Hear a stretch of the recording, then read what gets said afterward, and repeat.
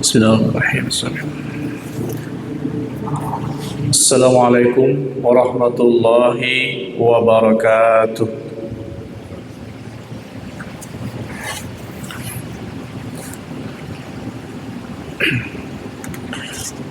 Alhamdulillahilladzi bi ni'matihi tatimmus shalihat. Asyhadu an la ilaha illallah wahdahu la syarikalah. Wa asyhadu anna Muhammadan abduhu wa rasuluh.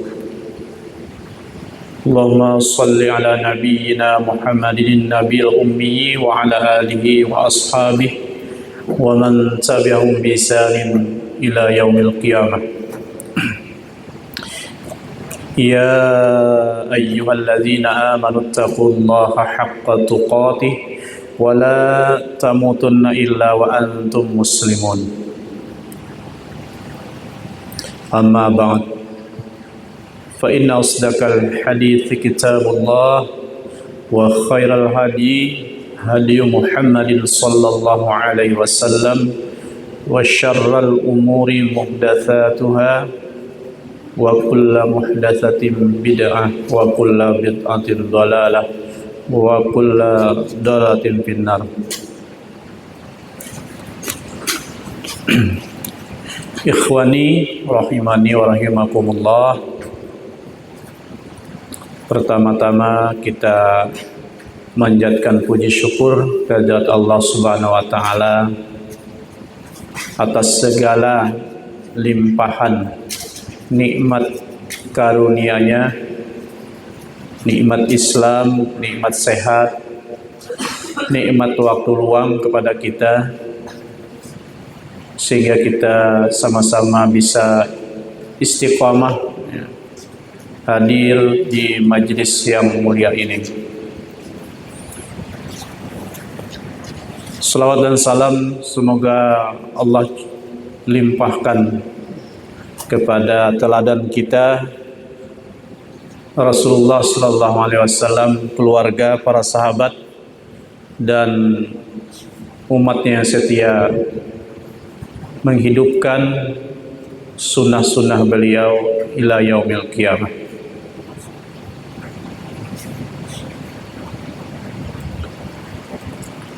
Kita masuk kepada bab yang kelima.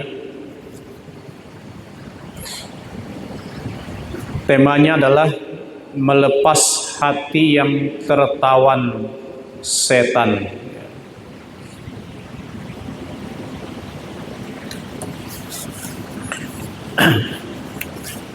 Jadi syaitan ini adalah musuh yang nyata ya,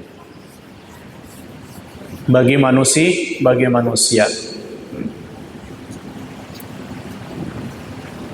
Karena sudah sejak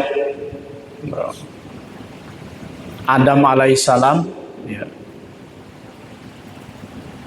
iblis atau syaitan ini ya, diponis sesat oleh Allah Subhanahu wa taala. Dan syaitan memproklamirkan ya, akan menyesatkan manusia seluruhnya tanpa kecuali.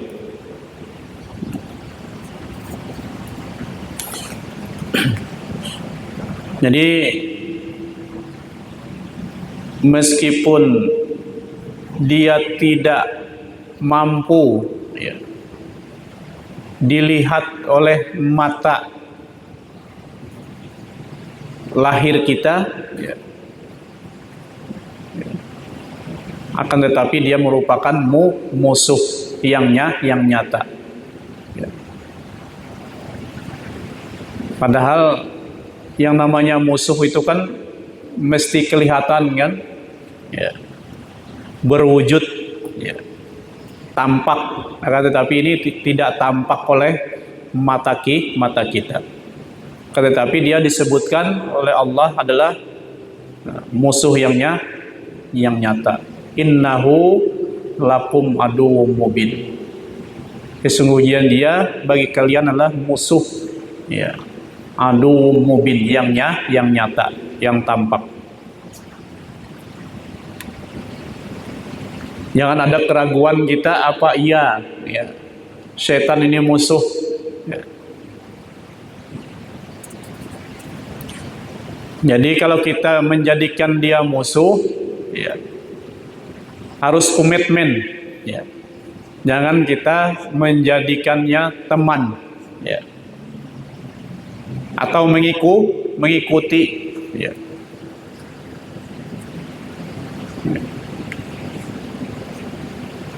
Wala tattabi'u khutuwatis syayatin, janganlah kamu mengikuti langkah-langkah syaitan ya.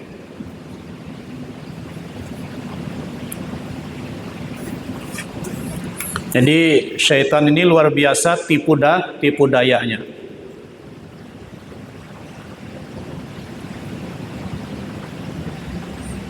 Dan ternyata syaitan itu menawan ya. Ya, kalau sudah menjadikan tawanan ini kan ya, semaunya ya, sesuka-sukanya syaitan untuk mengendalikan kita, yaitu menghalang-halangi kita dari kebaikan. Jadi orang yang terhalang ya, dari kebaikan itu sebenarnya dia adalah ditawan ya, oleh syaitan.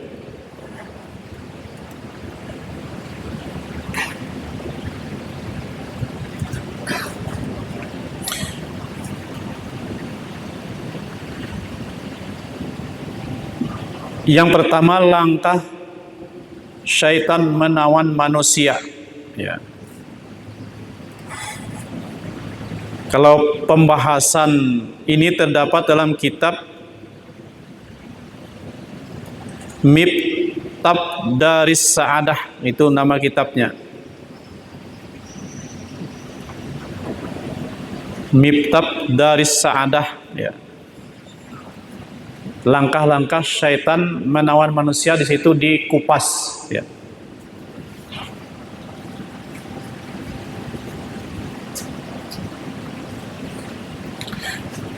Dengan segala hikmahnya, sesungguhnya Allah Subhanahu wa taala telah memberikan ruang pada musuh Allah, yaitu syaitan, untuk mengendalikan manusia.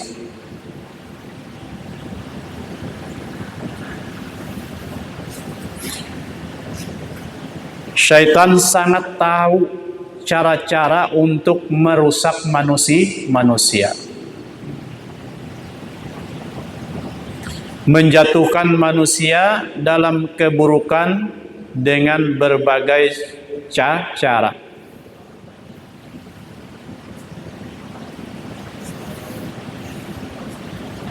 Syaitan sangat terobsesi dan tidak pernah lemah semangat untuk melakukannya. Jadi syaitan itu tidak pernah putus asa ya, dalam menjerumuskan ya, manusia. Dia berusaha mencari ya, pengikut ya, teman ya, karena kelak akan ya, dimasukkan ke dalam neraka. Ya. Jadi syaitan itu sesungguhnya tahu dia tersesat, tahu dia masuk neraka, ya. Tahu dia, bukannya tidak tahu.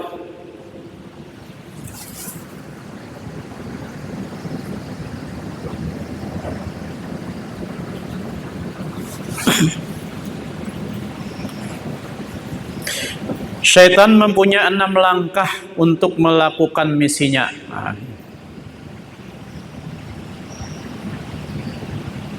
Yang pertama, menghalangi manusia dari ilmu dan iman. Ini terbukti ini, ya.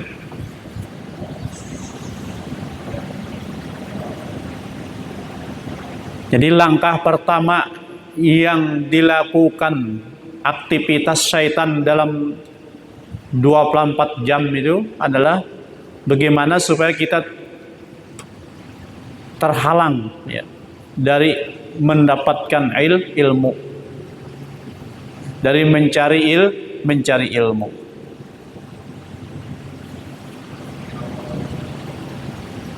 Dan iman, ya.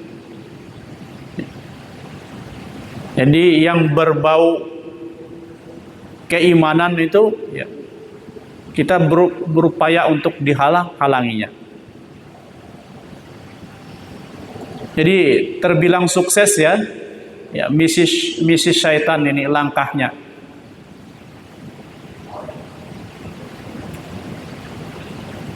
Ada itu kitab khusus, ya, Ibnu Jauzi, ya, yaitu kitabnya Talbis Iblis, ya. Yaitu tipu daya iblis, ya.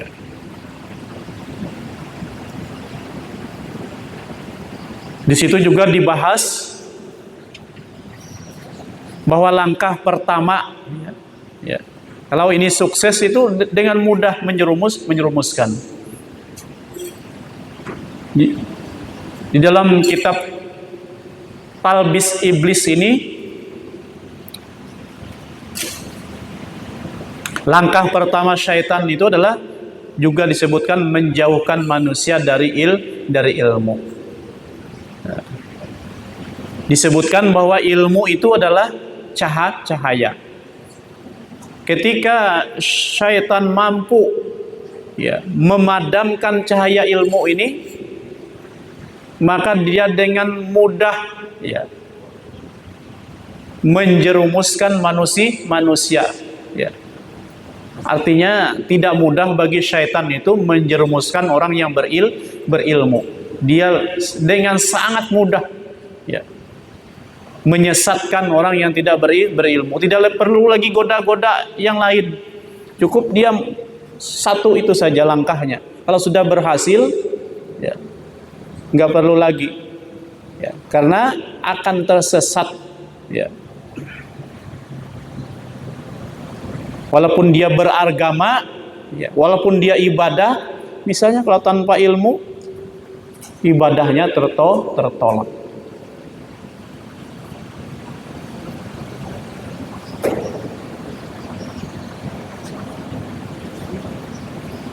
Nah, itu secara halus, ya, dia menguasai hati manusia. Bagaimana agar jauh dari ilmu.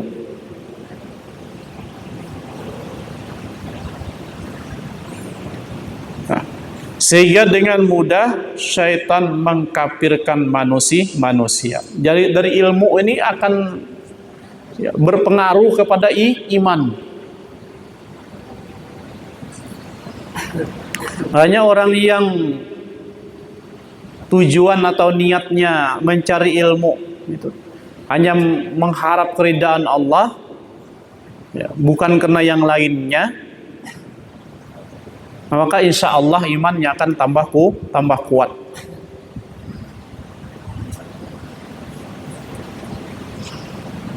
Sehingga dengan mudah syaitan mengkafirkan manusia. Ini adalah misi utama syaitan pada manusia dan tidak akan berhenti dan istirahat sebelum menuntaskannya.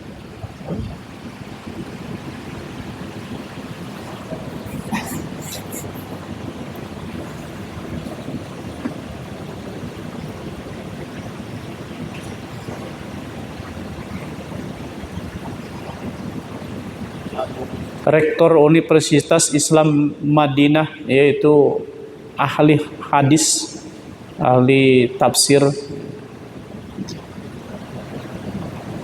itu beliau membuka halaqah ilmu itu hanya beberapa orang pakarnya. Syekh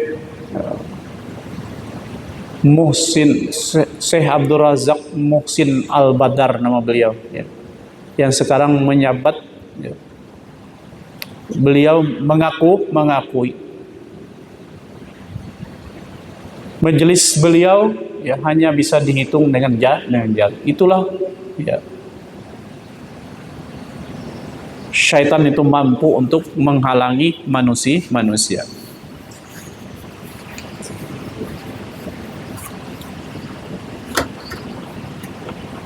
Jadi orang yang bisa istiqamah ini adalah orang yang niatnya ikhlas, ya, mencari ridha Allah Subhanahu wa taala.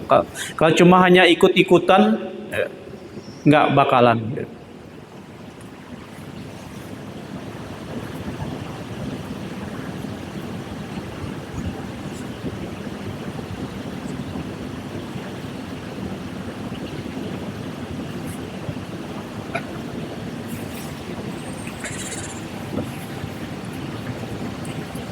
Ini langkah pertama, ya.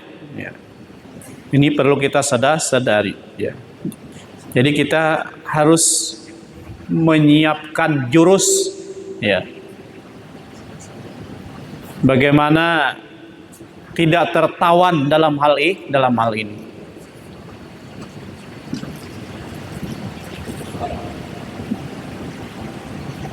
Makanya syaitan itu kan mengakui, kecuali aku akan menyesatkan hamba-hambamu kecuali mereka yang ikhlas. Ya. Jadi orang yang beribadah ikhlas, ya, menuntut ilmunya ikhlas, itu tidak mudah bagi syaitan untuk menguasai. Itulah jurus, ya. Jadi senantiasa kita tajdid, memperbaharui, ya, yaitu niat kita. Ya. Kita duduk di majelis senantiasa, ya, mengharap ridha Allah Subhanahu wa taala, yaitu melaksanakan perintahnya. Ya.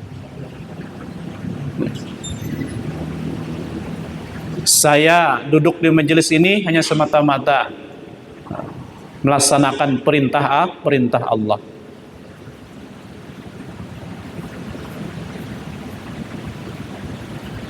Kita berbuat karena menunaikan perintah Allah. Ini sulit bagi syaitan. Ya. Jadi jurusnya adalah ikhlasun niyah, ya. Ikhlas dalam niat atau tujuan ibadah kita.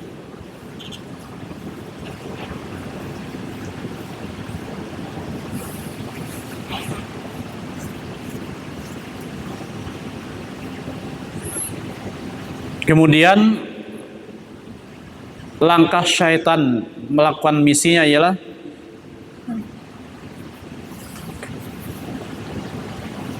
dengan menggiring manusia untuk melakukan bid'ah yang menuju kepada kekafiran. Ya. Ketika langkah pertama tidak berhasil. Ya. Masih, ya, orang yang ikhlas, ya, orang yang mampu tadi menuntut ilmu, ya, bisa saja bolak-balik, ya. Karena hati ini kan bisa berubah-ubah.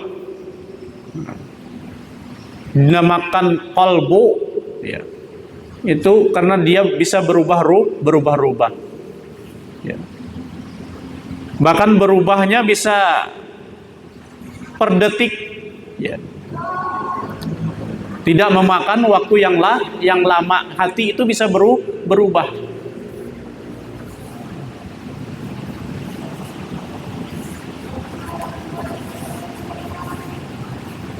Makanya diajarkan kita berdoa, ya muqallibal qulubi. Ya.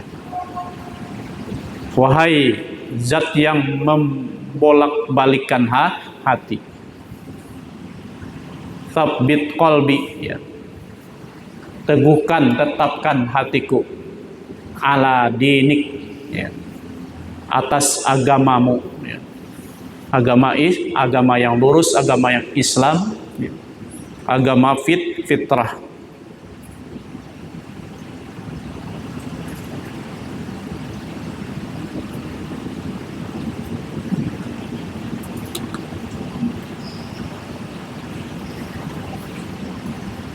Bahkan ini disebutkan menuju kepada kekafiran, ya. Ketika langkah pertama tidak berhasil dan manusia tetap dalam petunjuk Allah Subhanahu wa taala, ya. Bid'ah lebih disenangi syaitan dibandingkan maksiat, ya. Kita tahu semua bahwa, ya, amal atau ibadah yang tidak ada tuntunannya, nah, itu dari Allah dan Rasulnya, dan diikuti oleh para sahabat-sahabatnya.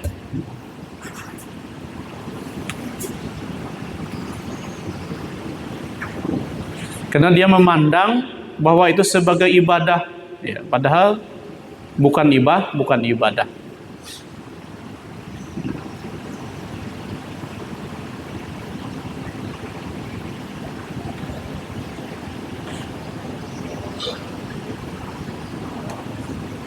Manusia yang melakukan bid'ah merasa tidak perlu bertaubat karena merasa dirinya benar, kan? Nah, karena ia menganggap apa yang diperbuatnya benar. Nah, ini.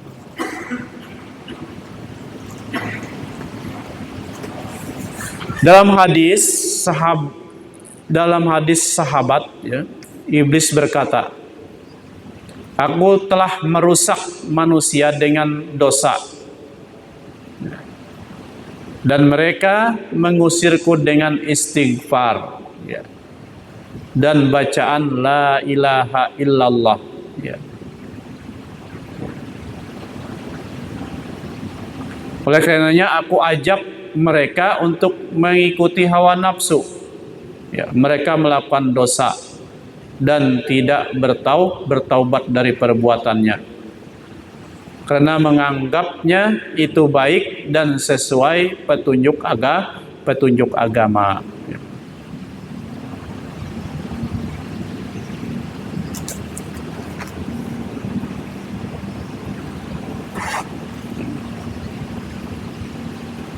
Ketika langkah kedua berhasil, syaitan menjadikan mereka pengikutnya dan menjadikan pemimpin di antaranya.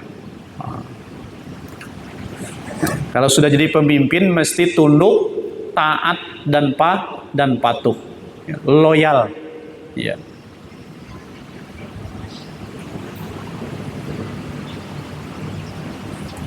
Istilahnya tuh kultus, ya.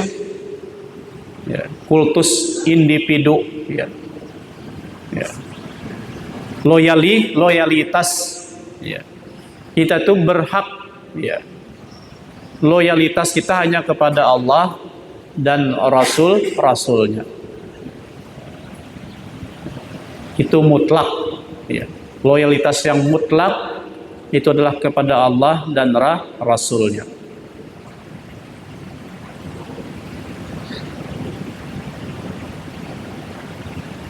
Makanya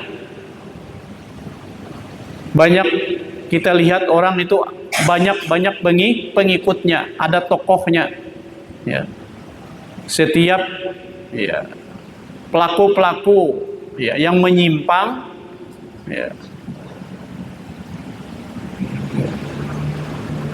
ahli maksiat, itu ada saja pengikutnya, ya. Ada yang, ya, mengakui dirinya sebagai nabi, ya. Ya. Ada saja yang percaya, ya. Muncul ada yang mengaku dirinya sebagai nabi, ya. Ada yang sebagai malaikat, ya. Ada saja pengikutnya, ya. Seperti misalnya, ya, padepokan, ya, itu ada saja pengikutnya, walaupun, ya, jelas-jelas, ya, melanggar hukum bisa tetap dibela. Nah, ini loyalitas, ya, atau kultus tadi, individu.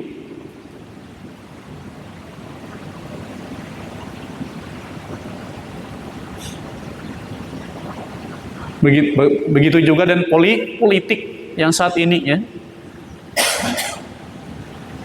Coba kita cermati masalah politik, ya.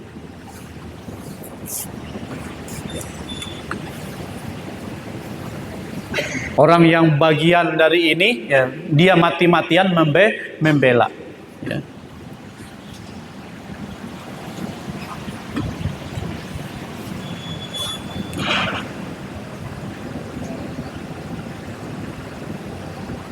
Banyak pembela-pembelanya, ya. Padahal jelas-jelas maksiat kemungkaran. Tapi bagaimana dia menutup-nutupi membelanya, ya. Tidak mau dia, ya, mengatakan, ya, kalau A, nah, itu A, ya.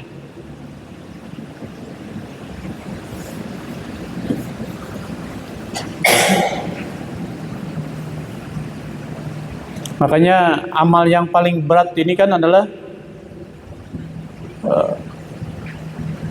mengatakan kebenaran, ya, kepada di hadapan orang yang kita takuti atau yang paling kita cintai, ya. Itu amal yang paling berat, ya. Ada 3 kata Imam Asy-Syafi'i itu kan, ya. Salah satunya adalah dermawan dikala sedang dalam kesusahan, ya.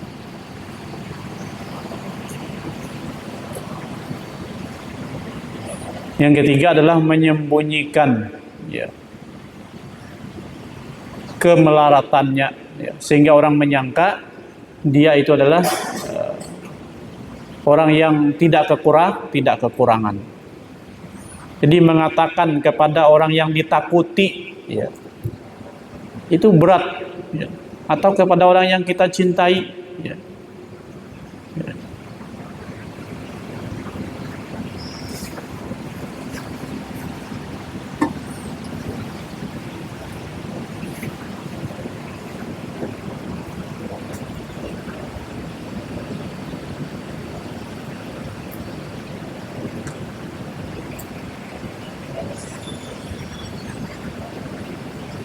Yang ketiga, jika langkah kedua tidak berhasil, ya, katanya orang teguh, ya, di atas sunnah, ya, tetap masih digoda, ya.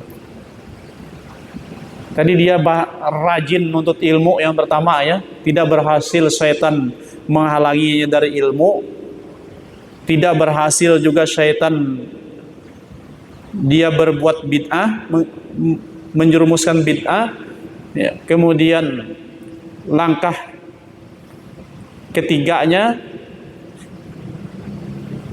menjerumuskannya manusia dalam dosa-dosa besar, ya, akabir, ya. Salah satunya adalah musyrik pelakunya atau syirik, ya, perbuatannya. Kemudian durhaka kepada kedua orang tua, ya, atau lari dari medan perang, ya, itu dosa-dosa besar, termasuk zina, termasuk apa, riba, ya,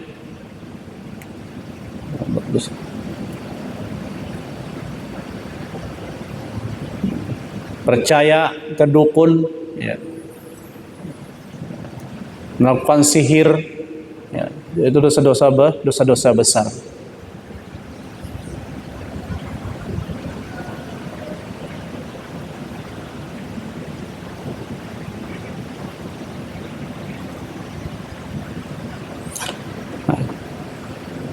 Nah, jika syaitan tidak mampu untuk menggodanya melakukan dosa-dosa besar ini, maka langkah selanjutnya adalah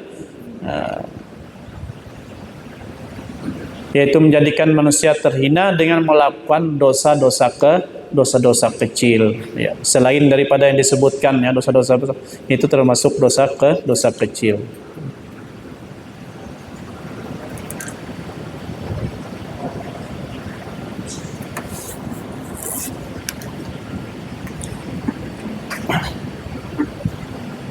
Jadi terjerumus kepada dosa kecil, ya. Dan dia merasa nikmat, ya, melakukan dosa-dosa kecil, ya. Padahal kalau kita berulang-ulang, ya, atau terus-menerus, ya, melakukan dosa kecil itu, maka dia dipandang, ya, menjadi dosa-dosa besar, ya.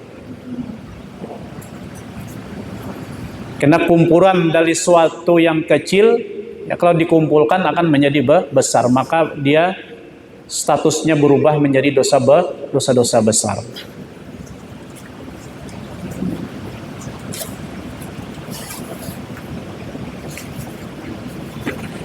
Itu langkah yang keempat. Ya, langkah yang kelima, ya, kalau dia tidak berhasil, ya, menjerumuskan manusia dalam dosa-dosa kecil, maka syaitan akan menjalankan langkah kelima, yaitu menghiasi manusia dengan perbuatan-perbuatan yang tiada guna dan meninggalkan perbuatan yang utama, sehingga tiada amal baik yang dijalankannya.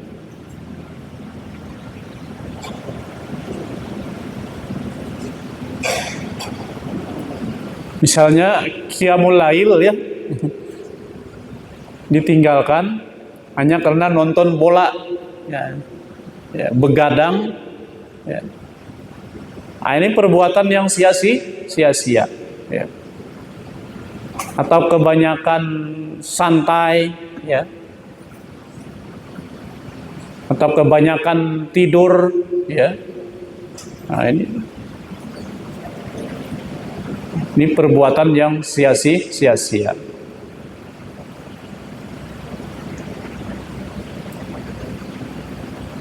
Misalnya piknik, ya, tamasya, ya, atau rekreasi, ya, berminggu-minggu misalnya, ya, keliling dunia, ya. Bukan ke negara-negara muslim misalnya, ya, nggak berpotensi maksiat, ya.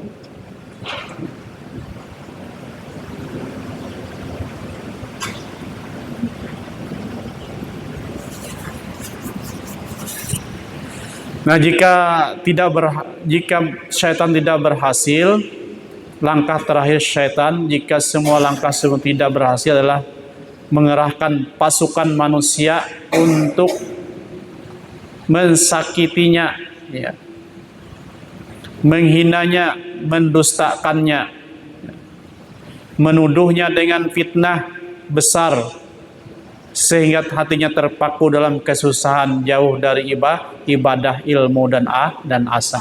Ya. Jadi kalau sudah 5 langkah, ya, syaitan angkat tangan, ya, maka langkah terakhir ini, ya, orang-orang mungkin di sekeliling kita, teman kita, ya, tetangga kita akan menyakiti kita, menghina kita, ya. Yang pertama menghina, mendustakannya, ya, dan menuduhnya dengan fitnah besar sehingga hatinya terpaku dalam kesusahan, jauh dari ibadah, ilmu dan asa. Ini pasti dialami orang yang gagal, ya. Syaitan menggodanya tahap yang kelima tadi, ya. Saya dulu pernah membuka pengajian tuh, ya. Tahu-tahunya ada yang fitnah, ya. Sesat, ya. Orang sesat, ya. Gak tahu nggak kenapa kalian hadir di pengajian, ya. Padahal membina ibu-ibu itu masalah fikih, ya. Fikih sunnah, gimana cara bersuci, ya, taharah, ya. Ada kedengaran suara, ya. Kenapa hadir, ya. Itu pengajiannya sesat. Wah. Tapi orang tidak menyampaikan siapa, ya. Ya. Itu termasuk yang menuduh, ya, memfitnah.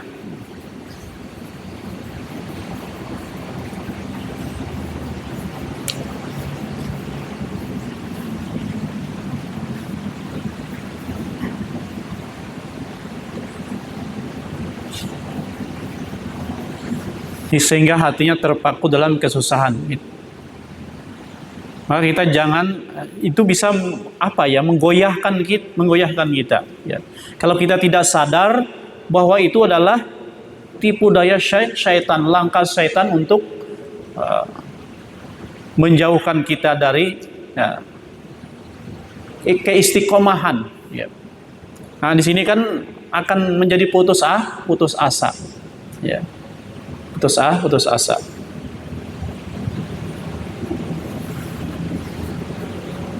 Dan itu sunatullah terjadi, ya. Dakwah pasti ada musuhnya, ya. Bahkan di zaman Nabi Musa itu kan Bal'am, itu kisah sangat menarik sekali, ya.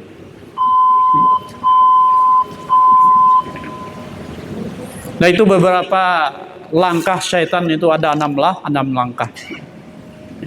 Makanya perlu kita tahu, ya, bagaimana langkah-langkah syaitan ini agar kita punya jurus, ya, ya. Kalau kita tidak tahu, kita akan terperangkap, terjebak. Ya. Subhanakallahumma bihamdika asyhadu an la ilaha illa anta astaghfiruka wa atubu ilaik. Assalamualaikum warahmatullahi wabarakatuh.